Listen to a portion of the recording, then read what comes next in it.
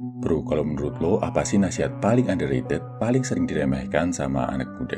Buat gue satu bro, dengerin bapak lo. Kok bisa? Gue share alasannya ya bro. Plus sedikit cerita tentang salah satu penyesalan terbesar dalam hidup gue, biar lo nggak mengalami penyesalan yang sama.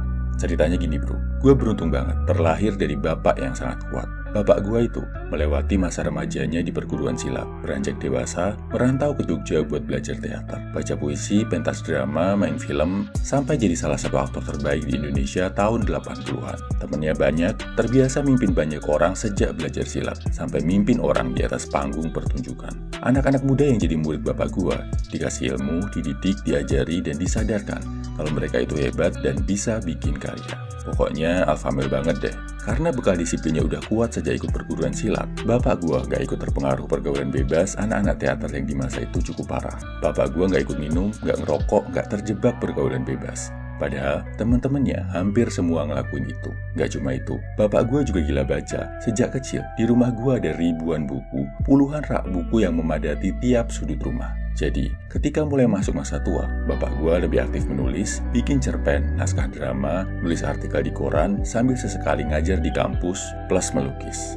Kelemahan bapak gua cuma satu bro, dia nggak jago cari uang. Apalagi karena kerjaannya di bidang seni, tinggalnya di Jogja pula. Uang yang masuk pas-pasan banget. Tapi, dengan semua keterbatasan itu, bapak gua selalu berusaha memenuhi kebutuhan keluarganya. Celakanya, karena gua anaknya termasuk kepala batu banget, bahkan bisa dibilang sombong, gua jadi menganggap remeh satu kelemahan bapak gua tadi. Kebaikan-kebaikannya, kelebihan-kelebihan bapak gua, seolah gua lupain semua gara-gara satu kelemahannya. Apalagi setelah gua merantau ke berbagai negara, bisa cari uang yang jumlahnya lumayan sejak muda. Beneran bro, habis momen itu, gue jarang banget dengerin nasihat bapak gue. Padahal bapak gue udah selalu kasih nasihat buat olahraga, buat belajar bela diri, buat bikin karya yang bermanfaat, dan jangan terlalu sibuk ngejar uang sampai lupa berbagi ke orang lain. Gue dengan kesombongan gue, sibuk mengejar mimpi. Nggak dengerin bapak, sampai pada akhirnya di suatu titik, bapak gue meninggal. Kayak petir menyambar, gue shock banget bro.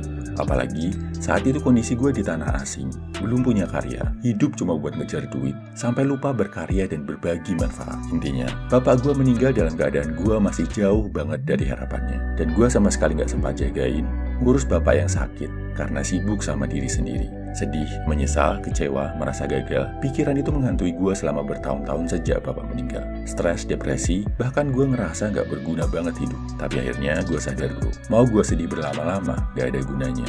Bapak gue gak akan hidup lagi. Mending gue fokus lagi, ngelakuin hal-hal yang dinasihatin bapak gue sambil nerusin semangat perjuangannya. Sejak titik itu, gue mulai rajin olahraga dan belajar bela diri sesuai nasihat bapak. Gue mulai juga baca buku-buku yang jadi favorit bapak. Belajar olah vokal, belajar public speaking, belajar berbagi manfaat dan ilmu. Sampai akhirnya, gue bikinlah channel Pria 100% ini. Ilmu, informasi, dan pelajaran yang ada di channel ini banyak banget yang asalnya dari petuah bapak gue bro. Dan yang paling penting, di channel ini ada semangat untuk berbagi, semangat untuk menguatkan dan bikin orang lain merasa kuat, yang akan terus gue coba sampaikan melalui channel ini bro. Jadi balik lagi ke poin utama, dengerin bapak lo bro. Kalau bapak lo adalah sosok yang bisa diteladani, bagus banget. Belajarlah sebanyak-banyaknya dari bapak lo, mumpung masih ada waktu. Singkirkan ego, buang jauh-jauh perasaan sombong dan sok jagoan saat menghadapi bapak. Bahkan kalau seandainya bapak lo sikapnya kurang baik pun bro, tetap coba dengerin suara hatinya, coba pahami perilakunya, biar lo nggak terjebak melakukan kesalahan yang sama. Dan buat lo yang udah ditinggal sama bapak ke alam akhirat, tetap doakan yang terbaik buat beliau. Share bro di kolom komentar, peran bapak dalam hidup lo, dan nasihat apa yang beliau kasih, yang lo rasa berguna banget buat lo dalam menjalani hidup. Salam Evil Human, semangat bro.